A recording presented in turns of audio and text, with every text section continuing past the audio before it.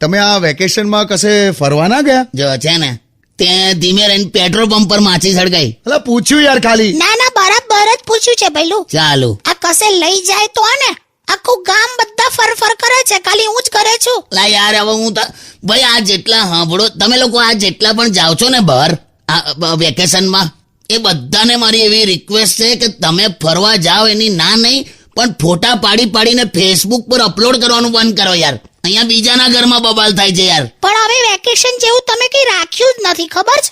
કોઈના ઘરે રોકાવા આવતા નથી. એવું ના રોકાવા યાર. શું ના રોકાવાય? અમે તો 20 દિવસ રોકાતા હતા. જો એક વસ્તુ યાદ રાખ, તમે કોકના ઘરે રોકાવા ગયા હોવ હા, અને થોડા દિવસ પછી જયારે ટીંડોળા, ગિલોડા, કારેલા, દૂધી આવા બધા શાક પીરસવા માંડે ને, એટલે સમજી જવાનું કે આપણે બહુ વધારે રોકાઈ ગયા.